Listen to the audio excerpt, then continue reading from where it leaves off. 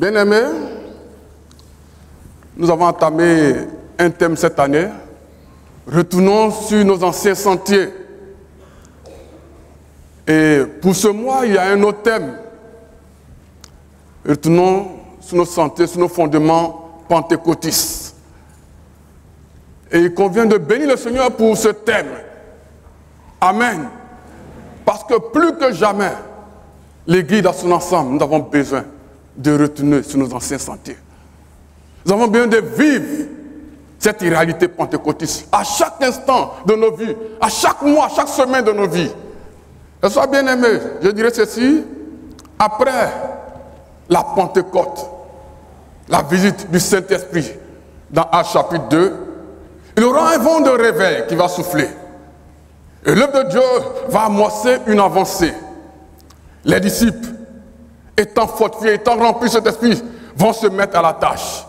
Il y aura des miracles et l'Église va s'accroître. Et on voit qu'au chapitre 3, Pierre et Jean vont aller au temple à l'heure de la prière et vont trouver devant le temple ce boîtier de naissance. Et un miracle va s'opérer. Alors, une foule va se rassembler autour de ces deux, voulant leur donner gloire. Il dit, mais non, ce n'est pas à nous que vous devez donner gloire. Celui que vous avez crucifié, celui que vous avez tué, c'est celui-là qui vient d'opérer ce miracle. Alléluia! Et c'est à lui qu'il faut donner gloire. Et la ville était remplie de la louange de Dieu, de la louange du Seigneur Jésus-Christ. Et ils vont annoncer davantage encore l'évangile. Alors, les principaux sacrificateurs, voulant bloquer cette avancée de l'œuvre, vont faire arrêter Pierre et Jean. Ils seront mis en prison.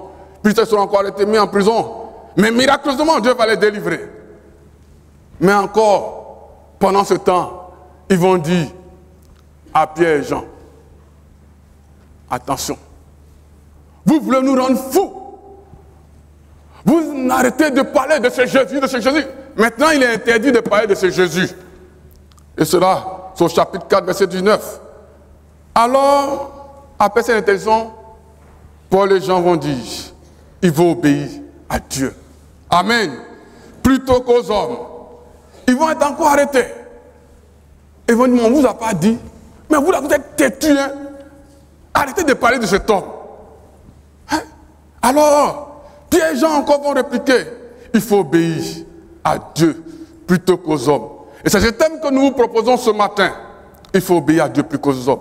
Et le but que nous voulons atteindre à travers ce thème, c'est d'amener, bien aimé, chacun de nous à s'armer de courage et à obéir à Christ jusqu'à la fin de nos jours. Car vienne ce qui pourra. Allons jusqu'au bout dans l'obéissance. Amen. Et pour atteindre ces buts, bien aimé, nous allons voir quelques points. Obéir à Dieu plutôt qu'aux hommes, cela signifie quoi? Et après, quels sont les éléments? Il y a beaucoup d'éléments. Quels sont les éléments sur lesquels Pierre et Jean et tous ses disciples étaient assis? Qu'est-ce que c'était comme fondement pour eux de pouvoir obéir à Dieu? De pouvoir dire, il faut obéir à Dieu plutôt qu'aux hommes. Et bien aimé, nous allons voir les conséquences de cette obéissance et nous allons conclure. Amen. Donc attaquons le premier point. Obéir à Dieu plutôt qu'aux hommes, c'est quoi? Bien aimé, qu'est-ce que c'est? Qu'est-ce que cela signifie? C'est se soumettre simplement à Dieu. Alléluia. C'est choisir de faire la volonté de Dieu. Choisir de faire ce que Dieu veut que de faire ce que les hommes veulent. À l'image de Pierre et ses compagnons, ils ont décidé d'obéir à Dieu en prêchant la bonne parole. Amen. La bonne parole de Christ, quelles que soient les menaces. Et ce matin, nous avons vu en tête d'introduction l'histoire des compagnons de Daniel. Ils devaient se prosterner devant ces statues pour adorer. Mais qu'est-ce qu'ils ont dit? Ils ont dit au roi Nebuchadnezzar, non, roi, on te reçoit très bien, mais ce n'est pas la peine. Parce que ce que tu nous demandes là, nous n'allons pas faire cela. Et ils savaient ce que cela signifiait pour eux. C'était un arrêt de mort. Non, roi, il ne faut pas te gêner. mais ce que tu as dit, on te respecte tellement, mais ça, là, ce n'est pas la peine. On ne va pas se donner à cela. Nous allons obéir à notre Dieu. On sait que ce Dieu-là, il peut nous délivrer de tes mains. Et ils ont fait ce que Dieu a mis à leur cœur de faire, d'obéir à Dieu. Et bien aimé, Dieu a glorifié leur foi. Alléluia. Oui, bien aimé, la période de Pierre et Jean était au moment de la naissance de l'Église. Était au moment du réveil de la Pentecôtiste. Aussi, à la fin de ces temps, ces choses vont se multiplier. Nous serons placés devant de nombreux défis. Il va falloir compter sur le Saint-Esprit. Alléluia. Il va falloir compter sur le Saint-Esprit pour surmonter cela. En choisissant d'obéir à Dieu, nous réussissons le cœur de Dieu. Mais si nous désobéissons, c'est l'échec. Et nous ne sommes plus dans la victoire. Oh bien-aimé, il y a cet exemple du jeune roi, dans 1 Roi 17, verset 1 à 30. Ce roi, du moins 1 Roi 13, verset 1 à 30, il avait été envoyé par Dieu. Amen. Pour aller à Bethel. Pour aller apporter une restauration, un message de Dieu. Et Dieu va lui dire, où tu vas là? Quand tu vas finir de faire, ne retourne pas par la route où tu es parti. Ne mange pas, ne bois pas, ne dors pas. Il dit, il a entendu. Il est parti. Et le roi Jéroboam était devenu sacrificateur. Et il a dit au roi, ça ne se fait pas. Le roi ne voulait pas comprendre. Le roi a dit à ses serviteurs, mais arrêtez cet homme. Et quand le roi a étendu sa main, Jéroboam, sa main est restée sèche. Alléluia. Et il va implorer la grâce de Dieu auprès de ce roi, de ce jeune homme de Dieu. Prie pour que Dieu me fasse grâce, pour me délivrer. Et le jeune prophète, le jeune homme de Dieu, a prié. Et Dieu a guéri son serviteur.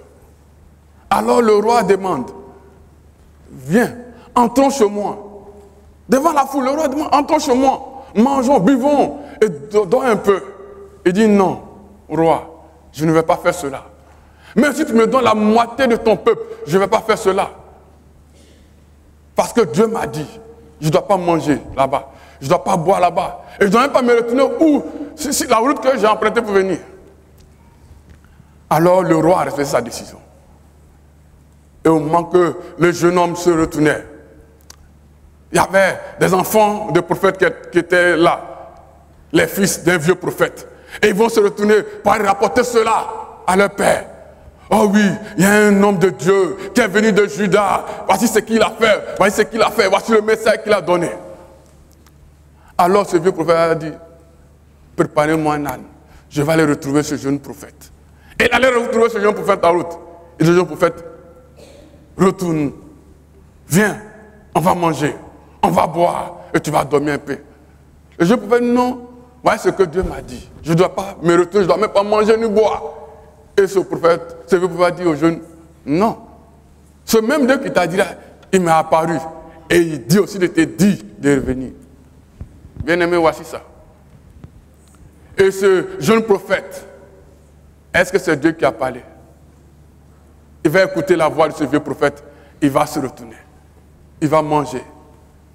Il n'a même pas encore fini de manger lorsque ce vieux prophète, Dieu a envoyé un message pour dire, dis à ce jeune prophète-là, il ne va même pas manger, mais il va mourir. Et il ne va même pas rentrer dans la ville, en Juda. Alors le jeune a arrêté de manger et s'est levé, il a commencé à partir. Et en partant, la Bible dit qu'un lion est sorti et le lion l'a dévoré. Et son corps est resté là. Et la nouvelle est parvenue au vieux prophète qui allait prendre son corps, aller l'enterrer. Bien aimé, c'est triste, mais c'est là la réalité. Nous serons passés devant beaucoup de ces réalités en ces temps de la fin. La Bible dit ceci, Mais les gens vont dire, mais voilà ce que la Bible a dit. Mais voilà ce qui est bon. Oh bien-aimé, souvent, les élèves, surtout les filles, lorsque elles veulent vivre dans la sainteté pour le Seigneur Jésus-Christ, les prophètes leur disent, les professeurs leur disent, mais non, tu seras malade. Cette vie que tu mènes là, tu seras malade. C'est l'affaire, elle est malade. Et nos jeunes filles se livrent à cela. Elles rentrent dans des compromissions. Oh bien-aimés, sachons ceci. Ce que la Bible a dit demeure éternellement. Amen. La Bible ne change pas. Alors, Pierre et Jean dit, il vaut obéir à Dieu plutôt qu'aux hommes.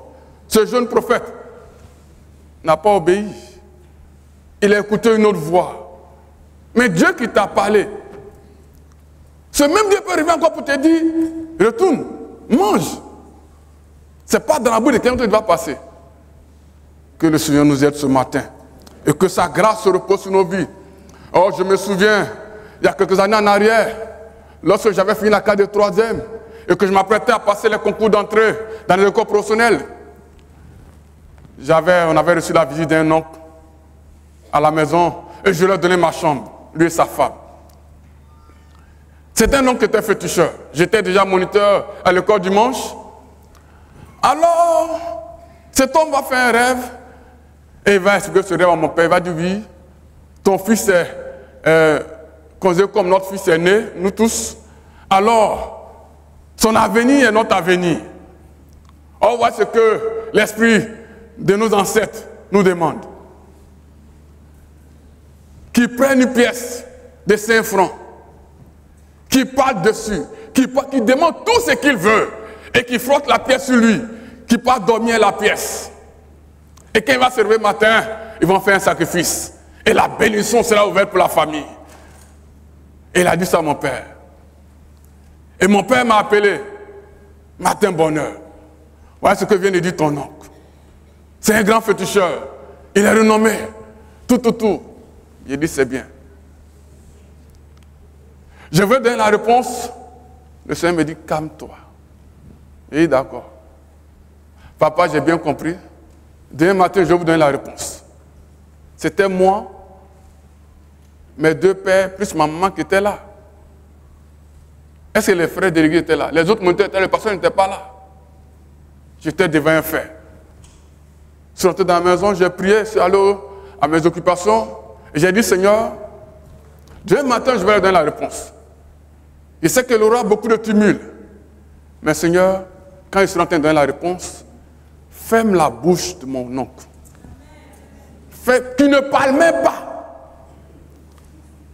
Et on s'est couché, on s'est réveillé matin, bonheur. Et j'ai appelé mon père et dit, ok papa, je vais te parler. En même temps, mon oncle vient s'asseoir. J'ai dit, je sais que, en tant que fils aîné, vos regards sont sur nous, sont sur moi. Mais je vais vous dire ceci. Mon avenir est entre les mains de Dieu. Et celui qui m'a fait comme don à vous peut assurer mon avenir. Au moment où je parlais, voici mon oncle, il veut parler. Mais j'ai dit au Seigneur, ferme sa bouche. Alléluia. Et le Seigneur a fait cela. Assez bien, s'il parlait, ça allait chauffer. Hein? Oui, ça allait chauffer. Alors, j'ai dit à papa, je ne suis pas dans ça. Que le Seigneur est vivant. Papa dit, mais non, c'est que l'oncle a demandé là, même si toi tu ne veux pas faire servir comme tu vas à l'église, tu es chrétien, tout. Il faut parler dessus et puis tu donnes, on va s'occuper de reste. Il faut dormir la paix si tu donnes. Je dis non, je ne rentre pas dans ça. Dieu a mon avenir en ses mains. Papa a insisté. Je suis resté sur ma décision, je suis sorti. J'ai pris mon sac, je suis allé à mes occupations. Et quand je suis sorti, c'est là la bouche de l'oncle a été libérée. Et j'attends, oh, mais Trabi, toi tu vaux rien. Non, Zabita, tu vaux rien. Mais c'est pas possible. Moi, mon fils va me dire ça. Non, ou c'est lui qui meurt, ou c'est moi je meurs. J'étais déjà parti. Alléluia. Oh bien-aimé, il faut obéir à Dieu. Oui, nous serons passés devant beaucoup de situations. Mais choisissons d'obéir à Dieu. Choisissons d'honorer Dieu.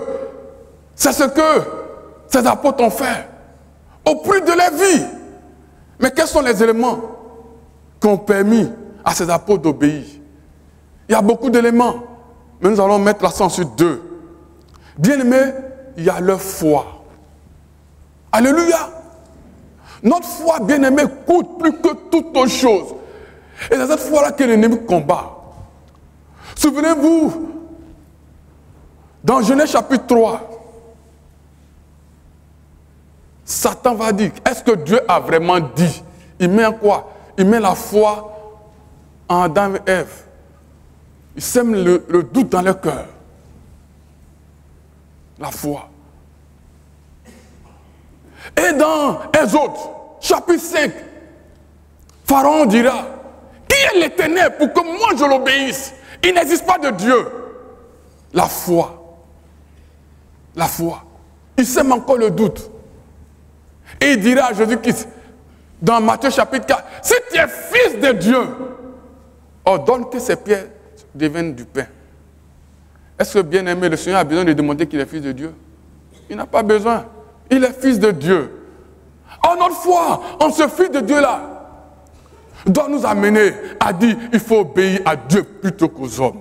Alléluia! Oui. Actes chapitre 3, versets 6 à 13. Quand ils ont trouvé, Pierre et Jean ont trouvé ce boiteux devant le temple, il dit, nous n'avons pas de l'argent, nous n'avons pas de l'or. Mais ce que nous avons, c'est le nom de Jésus-Christ. Lève-toi. Et le miracle s'est opéré. Et quand après, ils seront arrêtés, ils vont dire quoi? Quand souvent, ils vont dire, mais au nom de qui vous avez fait cela? Pourquoi vous avez fait cela? Il dit, c'est au nom de Jésus-Christ. Alléluia! Les foi en Jésus-Christ. Bien aimé, c'est par la foi. C'est par la foi en ce nom, comme ils le disent, que ce boiteux a été guéri. Alléluia. Et quand nous lisons Actes chapitre 6, verset 5, la Bible dit, ils étaient pleins de foi. Ces apôtres étaient pleins de foi. Actes chapitre 7, chapitre 7, disons, Étienne va confesser sa foi jusqu'à ce qu'il soit lapidé et qu'il meure. C'est merveilleux cela. Il dit, il voit le ciel ouvert. Et le Seigneur assis sur la droite de Dieu. Le Seigneur est debout. Sa foi en Jésus-Christ. Mais ça traumatisait, ça rendait fou ces saboteur. Qu'est-ce qu'ils ont fait? Ils l'ont saisi. Et ils l'ont traîné hors de la vie, ils l'ont lapidé. Bien-aimé, il a confessé sa foi. Il savait qu'il devait mourir, mais sa foi était stable, était ferme. Une foi fidèle à Dieu. Bien-aimé, c'est merveilleux. Et cela doit nous fortifier. Quand on voit un peu les réseaux sociaux sur l'histoire des jeunes filles qui ont été dernièrement enlevées au Nigeria, où on dit beaucoup ont été libérés, mais une seule a été gardée prisonnière parce qu'elle a décidé de ne pas renier Jésus-Christ. Elle a décidé d'avoir foi en Jésus-Christ. Elle seule a été gardée. Oh bien-aimé, elle pouvait dire, mais non, moi aussi je vais renier pour suivre les autres. Non. Sa foi, que le Seigneur nous aide. Alléluia, allez jusqu'au bout. Notre foi compte pour Dieu. Ta foi compte pour Dieu. Devant les difficultés, devant les menaces, devant les compromissions, qu'est-ce que tu fais? Voici ce frère qui était ancien, il avait fini ses études, et il cherchait du travail. Il avait eu de grands diplômes, mais il n'avait pas d'embauche. Il a déposé ses dossiers. Et une grande société a fait appel. Et il va là-bas pour faire l'entretien. Et le directeur général qui était un blanc le reçoit dans un hôtel. Et ils finissent de manger. Au moins ils finissaient de manger. Le directeur lui dit, tes dossiers sont très propres. Mais il manque une chose. Si tu acceptes cette chose, je signe. Il dit, il manque quoi? Il dit, montons dans une chambre de l'hôtel. Le frère dit, je ne comprends pas. On a bien commencé au repas, mais je ne comprends pas pourquoi ça doit se terminer dans une chambre. Il dit au frère, ne sois pas naïf. Voici ta lettre d'embauche qui est là. Je suis prêt à signer. Seulement, accepte de monter dans une chambre. Même dans une chambre, qu'est-ce qu'on fait? Tu es garçon, je suis garçon, on va aller faire quoi? Il dit, tu veux travailler, mais tu ne veux pas travailler. Je suis prêt. Et ton salaire est conséquent. Le frère dit, je ne peux pas faire cela. Je vais obéir à Dieu. Il dit, d'accord, tu vas mourir pauvre. Il dit, je le préfère. Bien-aimé, au moment où je parle, tu sais devant quelle situation tu es confronté? Quelle situation qui est devant toi? Quelle compromission? Mais que vas-tu faire? Est-ce que tu vas dire, comme Pierre et Jean, il faut obéir à Dieu? Il faut obéir à Dieu. Que le Seigneur nous aide. Bien, mais notre foi. Le deuxième élément, c'est travailler avec le Saint-Esprit. Bien aimé, travailler avec le Saint-Esprit est la condition de l'obéissance. Au chapitre 5, verset 32, il dit, nous sommes témoins de toutes ces choses. Que c'est par le Saint-Esprit que Dieu a donné à ceux qui l'obéissent. Alléluia! Ils sont témoins de ce que Dieu a opéré. Et cela, c'est par le Saint-Esprit. Bien aimé, cette église pentecôtiste, cette première église est allée de l'avant parce que le Saint-Esprit était là. Oh, lorsque nous lisons Matthieu 26, du verset 60 là-bas, nous voyons Pierre, sans le Saint-Esprit, trembler devant une femme. Il dit, je ne connais pas de Jésus-Christ. Femme, tu rencontres des histoires. Devant un autre, il dit, mais tu rencontres n'importe quoi. Je ne suis pas de cet homme, je ne suis pas un compagnon de cet homme. Pourquoi? Parce que le Saint-Esprit n'était pas là. Mais quand après, Actes chapitre 2, il va recevoir cette plénitude, qu'est-ce qu'il va faire? Il va se lever. Alléluia. Et lorsqu'on voit dans Actes chapitre 4, Actes chapitre 5, il sera devant ses prévôts sacrificateurs. Menacé de moi, il va dire, il faut obéir à Dieu. Il faut obéir à Dieu. Qui est sa force? C'est le Saint-Esprit. Mais plus que jamais, l'Église a besoin du Saint-Esprit. Nous avons besoin de Saint-Esprit. Nous avons besoin de prendre nos racines, nos sources dans le Saint-Esprit. C'est ce qui fait notre force. C'est ce qui fait nos forces. Regardez aujourd'hui les églises qui travaillent sans le Saint-Esprit.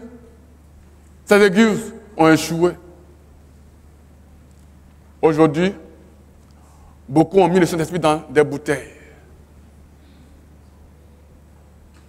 Beaucoup ont mis le Saint-Esprit hors. Et ils travaillent avec la magie. Que le Seigneur nous aide. Bien-aimés, retournons sur nos fondements pentecôtistes. Le Saint-Esprit. C'est ce qui fait la vie. Et c'est ce qui apporte la vie. Que le Seigneur nous aide. L'Église était en paix. Et elle croissait par l'assistance du Saint-Esprit. Était remplie du Saint-Esprit. Vu le ciel ouvert et le Christ debout. À chapitre 7, comme je l'ai dit, versets 55 à 57. Oui, il faut être rempli du Saint-Esprit. Il faut avoir soif du Saint-Esprit.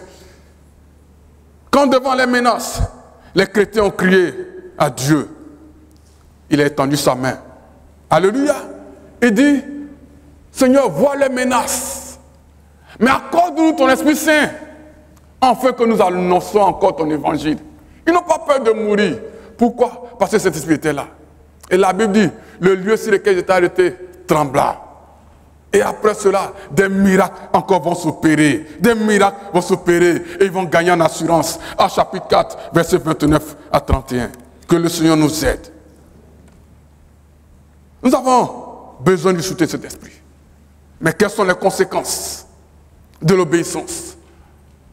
Oh bien-aimés, ce qu'il faut retenir, c'est que nous aurons l'approbation de cet esprit lorsque nous obéissons. Amen. Et c'est à cause de l'obéissance que la parole de Dieu, que le salut de Christ est arrivé jusqu'à nous. Les apôtres ont obéi au prix de leur vie. Lorsqu'on lit Actes chapitre 7, Étienne meurt. Étienne meurt à cause de sa foi. Parce qu'il veut obéir. Les autres apôtres vont mourir aussi. D'autres seront sciés, lapidés, tués. Pourquoi? Pour que l'évangile avance. Et nous sommes les fruits, nous sommes l'héritage de ce qu'ils ont sémé. Voici une conséquence. Nous sommes l'héritage de ce qu'ils ont sémé. Amen. S'ils n'avaient pas bravé cela, aujourd'hui on ne peut pas dire nous sommes chrétiens. Après eux, d'autres vont payer le prix. D'autres vont payer le prix. L'apôtre Paul, lorsqu'on tuait, on lapidait Étienne, il était là. On peut dire qu'il était au nombre de ceux qui lapidaient. Mais cet apôtre Paul, quand il va se convertir à chapitre 9, il va payer aussi le prix. Alléluia. Il va payer le prix. Parce qu'il veut obéir à Dieu. Il veut honorer Dieu. Il veut plaire à Dieu. Il veut réjouir le cœur de Dieu. Bien-aimés, nous sommes le fruit de ce que ces apôtres ont sémé par l'obéissance. Ce que Christ a commencé, les apôtres ont continué. À nous maintenant de faire pour nous. Alléluia. Nous l'avons vu ce matin. Dans Luc 23. Si le bois vert a été brûlé, quel sera le cas du bois sec? Et nous sommes ce bois sec-là. Que le Seigneur nous aide à aller jusqu'à... Jésus-Christ est l'exemple par excellence de cette obéissance. Matthieu 26, verset 39 à 42, il dit, si cette charge pouvait s'éloigner de lui, si cette mission pouvait s'éloigner de lui, mais toutefois, pas sa volonté, que la volonté de Dieu soit faite. Il veut obéir à Dieu. Et Philippiens 2, verset 8 dit, il était obéissant jusqu'à la mort. Jusqu'à la mort. Bien-aimé, pourquoi aujourd'hui, toi et moi, nous sommes appelés enfants de Dieu. Nous sommes appelés chrétiens, nous sommes héritiers de ce Dieu-là. Abraham, dans Genèse chapitre 22, Abraham va faire cela aussi. Le verset 2 dit, toutes les nations seront bénies en toi, en ta pensée, parce que tu as obéi à ma voix. Alléluia! La bénédiction. Parce qu'il a obéi. Zacharie et Élisabeth, selon Luc 1, verset 5 à 13, ont été obéissants. Ils avaient la crainte de Dieu. Et Dieu va les visiter. Amen. Dieu va les visiter. Elle était stérile, mais elle va accoucher. Jean-Baptiste. Oh, bien-aimé, il est important de retenir cela. 1 Thessaloniciens 2, verset 3 à 4, dit notre prédication n'est pas sur les motifs impurs, mais pour plaire aux hommes, mais c'est pour plaire à Dieu. Alléluia! C'est pour plaire à Dieu. Et c'est ce que nous devons viser. Et lorsque nous lisons Deutéronome 24, 28, verset 1 à 14, cela montre les conséquences de l'obéissance. Lorsque tu vas obéir à Dieu, voici ce que Dieu va faire pour toi. Tu seras béni à ton coucher. Tu seras béni à ton lever. Quand tu vas marcher, tu seras béni. Dans tes champs, dans tes travaux, dans ta famille, tu seras béni. Pourquoi? À cause de l'obéissance. Alors ce matin, bien-aimé, que le Seigneur nous aide. Au moins, nous sommes au terme de ce message. Retenons ceci. Il faut obéir à Dieu. C'est important. Bien-aimé, ce que Jésus attend de toi ce matin, ce n'est pas que tu sois trouvé parfait. David n'a pas été parfait. Mais David a été un homme selon le cœur de Dieu. David a été trouvé fidèle. Alléluia. Oui, Dieu ne veut pas que tu sois parfait, mais que tu sois fidèle. Obéissant à lui plutôt qu'aux hommes. Les disciples ont fait cela au prix de leur vie. et l'évangile est arrivé à nous. Et nous sommes aujourd'hui l'héritage de ce qu'ils ont sémé. Et cela, c'était rempli de foi et rempli de l'Esprit Saint. Alors, qu'allons-nous faire de cet héritage? Notre responsabilité spirituelle demeure. Nous ne devons pas simplement être des héritiers. Non. Mais nous devons préserver absolument l'obéissance en Christ. Amen. Vis-à-vis de notre Seigneur, nous devons être obéissants. Et nous devons rentrer dans la vision que Dieu nous a donnée. Avancer dans cette vision. Ne pas perdre de vue cela. Le Seigneur nous demande de l'imiter. Il n'a pas eu de fraude en lui. Il ne doit pas avoir de fraude en lui. Être obéissant. Et si nous refusons de l'être, il va nous rappeler à l'ordre. Comme l'a rappelé l'église d'Éphèse à l'ordre. Il dit, si tu ne fais pas, je vais reprendre ton chandelier. Dans Apocalypse 2, versets 1 à 7. Notre mission pour ce 21e siècle est d'obéir à Christ. Nous devons suivre les traces des apôtres. Obéir à Christ, c'est qu'en soi le prix à payer. Oui, il nous faut rechercher. Et vivre. Et sentir le besoin de retourner sur nos fondements pentecôtistes. Afin de plaire à Dieu. Actes chapitre 5, verset 40 à 42 dit, ils ont été battus de verge. Avec la même interdiction. Mais ils sont retirés. Heureux, alléluia, d'avoir été jugés dignes de subir les outrages pour le nom de Christ. Et chaque jour, ils continuaient d'annoncer l'évangile, de prêcher la bonne parole. Alléluia. Et c'est ce que nous devons aspirer. Oh bien-aimés, qu'est-ce que nous allons faire maintenant? Faisons comme ces disciples. Qui ont souffert au prix de leur vie. Parce qu'ils ont voulu obéir à Dieu. Pour qu'aujourd'hui le salut soit à notre portée. Gardons cet héritage. On prie ensemble, Seigneur.